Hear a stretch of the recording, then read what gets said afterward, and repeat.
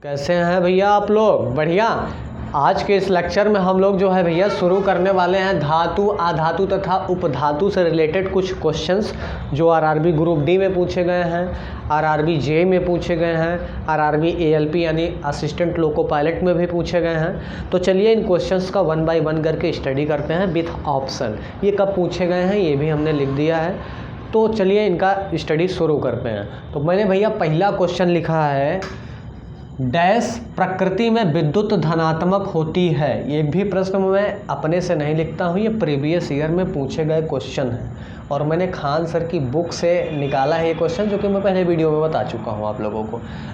तो चलिए प्रयास करते हैं। डैश प्रकृति में विद्युत धनात्मक होती हैं, धातुएं, अधातुएं, उपधातुएं, अर्धधातुएं। तो कौन सी होती है भैया? धातुएं। क्योंकि देखिए आप क्या करते हैं, जैसे आपके पास मिल जाता है क्या Li+, ये मिलता कहाँ से है? कल मैंने इसकी चर्चा की थी। आपको मिल जाता है Na+, आपको मिल जाता है Ca++, आपको मिल जाता है Mg++। ये मिलता कहाँ से है?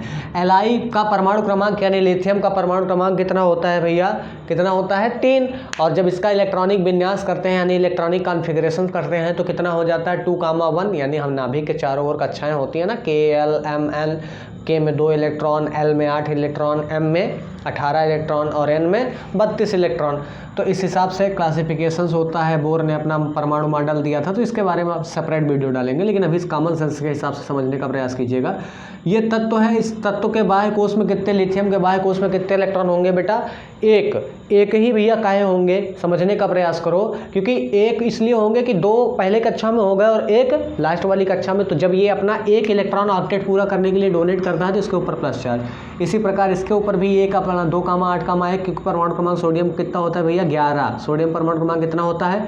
11। तो जब ये 1 इलेक्ट्रॉन डोनेट करता है तो Na प्लस में चेंज हो जाता है। ठीक है, अब ये क्या होते हैं? Mg++ 12 होता है तो 2, 8, 2 अपने बाह्य कोश से 2 इलेक्ट्रॉन त्यागता है तो डबल प्लस आ जाता है। तो कहने का मतलब जितनी भी धातुएं होती हैं वो प्रकृति में क्या होती हैं? विद्युत धनात्मक। अधातुएं विद्युत ऋणात्मक, उपधातुएं और अर्धधातुएं इनका तो होने का कोई संभावना ही नहीं है। अब देखिए ये पूछा गया क्वेश्चन है भैया आरआरबी ग्रुप डी में 25/9/2018 को। चलिए अब दूसरा क्वेश्चन देखने का प्रयास करते हैं। तो दूसरा क्वेश्चन क्या है भैया? नीचे दिए गए 4 शब्दों में 3 किसी न किसी प्रकार से एक समान है जबकि एक भिन्न है, वो कौन सा भिन्न है? तो चलिए चेक करते हैं। Germanium, silicon, potassium, gallium. तो भैया आप लोगों को देख के पता चला होगा पोटेशियम तो मिल गया, लेकिन जर्मेनियम, सिलिकॉन और गैलियम थोड़े से हाई एटॉमिक नंबर के एटम्स हैं। तो ये एक तरह से ये क्या हुए भैया? सब के सब सेमीकंडक्टर या मेटलॉइड हैं, ये अर्धचालक या उपधातुएं हैं। और जबकि ये हमारा क्या है भैया? मेटल है। इसलिए ये क्या हो जाएगा? हमारा ऑप्शन करेक्ट। कहीं ना कहीं ये तीनों एक सेम है और ये भिन्न है, तो भिन्न को ही हमें ढूंढना था। तो पोटेशियम क्या है? भिन्न। पोटेशियम धातु है और ये सब सेमीकंडक्टर या मेटलॉइड यानी अर्धचालक या उपधातुएं हैं। हालांकि अब अर्धचालक और उपधातु में एकदम बारीक से डिफरेंस होता है, किसी अलग वीडियो में बताएंगे उसको। देखिए क्वेश्चन नंबर 3। क्वेश्चन नंबर 2 भैया पूछा गया है आरआरबी एनटीपीसी में 29/4/2016 को। ठीक है, क्वेश्चन नंबर 3 करने का प्रयास करते हैं। धातुओं की पतली चादरों के रूप में परिवर्तित की जाने की क्षमता को क्या कहा जाता है? ऑप्शन नंबर 1 तननशीलता, ऑप्शन नंबर 2 सुरीला, ऑप्शन नंबर 3 चालकता, ऑप्शन नंबर 4 यानी डी आघातवर्धनीयता।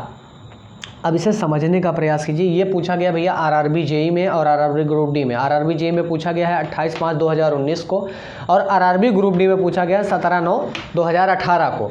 अब इसमें देखिए हम लोग ऑप्शन चेक करते हैं। क्वेश्चन एक बार फिर से रिवाइज करने का प्रयास कीजिए। धातुओं की पतली चादरों के रूप में परिवर्तित किए जाने की क्षमता को क्या कहा जाता है? तननशीलता? नहीं भैया, क्योंकि ताना नहीं जाता है, उनको दबा के ऊपर से प्रेशराइज करके पीट के फैलाया जाता है।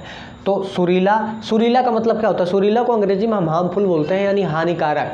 मतलब हानिकारक तो कोई शब्द यार इसका कोई मेल ही नहीं बन रहा है इनसे, तो ये हो ही नहीं सकता। तननशीलता हो ही नहीं सकती। चालकता, अब उसको जो फैलाने की प्रक्रिया है, जो प्रोसेस होता है उसको प्रेशराइज करके पीट के, वो क्या है? चालकता तो हो नहीं सकती, क्योंकि चालकता अलग चीज़ है भैया, उष्मा और विद्युत के कुचालक होते हैं, या धातुएं क्या होती हैं, उष्मा और विद्युत की चालक होती हैं, सुचालक होती हैं, तो ये उससे रिलेटेड है, तो इसका मतलब ये उनसे रिलेटेड है, चालकता से, चालक से, लेकिन इसका इससे कोई मतलब नहीं है, तो ये भी नहीं हो सकता। ऑप्शन नंबर डी भैया, आघात वर्धनीयता। जब किसी धातु की पन्नी को या धातु के टुकड़े को पीट कर फैलाया जाता है तो उसे आघात वर्धनीयता बोलते हैं। कभी कभी एग्जाम में ये भी क्वेश्चन पूछ लेता है, सबसे ज़्यादा आघात वर्धनीय परमाणु है तो कौन सा होता है भैया? सोना। कौन सा होता है? सोना। सोने को क्या होता है कि 1 ग्राम सोने को पीट पीट कर लगभग कितना बनाया, सॉरी खींच के, तननशीलता के द्वारा खींच के उसको लगभग 2 किलोमीटर का तार बनाया जा सकता है। कितना? 2 किलोमीटर का। 2 किलोमीटर मतलब समझ रहे हैं आप लोग, 2000 मीटर, तो समझिए भैया। नेक्स्ट क्वेश्चन देखिए, क्वेश्चन नंबर 4। क्वेश्चन नंबर 4 क्या कह रहा है भैया? 4 कह रहा है, निम्नलिखित में से कौन सा कथन धातुओं के बारे में गलत है? ये पूछा है भैया ग्रुप डी में 16/11/2018 को। पहला ऑप्शन देखिए, वे तन्य और आघात वर्धनीय होते हैं, वे ताप और विद्युत की सुचालक होती हैं, इनका गलनांक और क्वथनांक उच्च होता है, वे विद्युत ऋणात्मक होते हैं। क्वेश्चन ध्यान से पढ़ लीजिए एक बार। निम्नलिखित में से कौन सा कथन धातुओं के बारे में गलत है? गलत है, ध्यान दीजिएगा, गलत है। वे तन्य और आघात वर्धनीय होते हैं, सही बात भैया, धातुओं में ये गुण होता है, वो तन्य और आघात वर्धनीय होते हैं, इलास्टिसिटी प्लास्टिसिटी दोनों प्रॉपर्टीज उसमें पाई जाती हैं। दूसरा, वे ताप और विद्युत के सुचालक होते हैं, बात सही है भैया, वो टेम्परेचर के और इलेक्ट्रिसिटी दोनों के क्या होते हैं? सुचालक होते हैं, उनमें कंडक्टिविटी आसानी से हो सकती है। नंबर सी, इनका गलनांक और क्वथनांक यानी मेल्टिंग और बॉइलिंग पॉइंट उच्च होता है, बात हकीकत है भैया। किसी भी जब धातु को लोगे तो धातुएं सामान्यतः ठोस होती हैं, जब धातु ठोस है तो ठोस को द्रव में कन्वर्ट करने के लिए, गलाने के लिए क्या करना पड़ेगा? आपको टेम्परेचर ज़्यादा देना पड़ेगा, और क्वथनांक आप उबालना है उसको, बॉयल करना है तो उबालने के लिए और ज़्यादा देना पड़ेगा। इसलिए क्या ये भी कोई टॉपिक हमारा सही है, यानी ऑप्शन नंबर सी भी हमारा सही है। ऑप्शन नंबर डी देख लीजिए, यानी चौथा, वे विद्युत ऋणात्मक होते हैं, यही गलत हो जाता है। वे विद्युत ऋणात्मक नहीं होते, क्योंकि हमने पहले क्वेश्चन में अभी देखा कि प्रकृति में धातुएं पाई जाती, धातुएं प्रकृति में धनात्मक पाई जाती हैं। कैसे? Li plus, Na plus, Mg plus, Zn plus, यानी जिंक प्लस, कापर प्लस, तो ये सब क्या होते हैं? धातुएं होती हैं। अब ये क्या है भैया? विद्युत ऋणात्मक कह रहे हैं, तो इसका मतलब ये स्टेटमेंट इनकी, यानी ये कथन इनका डी नंबर क्या है? गलत है। तो इसका मतलब ऑप्शन नंबर क्या हो जाएगा? डी हमारा सही हो जाएगा क्वेश्चन के हिसाब से। नेक्स्ट क्वेश्चन देखिए, 5वां नंबर क्वेश्चन देखिए भैया, धातु अपनी वास्तविक स्थिति में डैश यानी रिक्त स्थान विद्यमान होती है, अन्य धातु के साथ मिश्रण के रूप में, मुक्त रूप में, गैर धातु के साथ मिश्रण के रूप में, कंपाउंड के साथ मिश्रण के रूप में।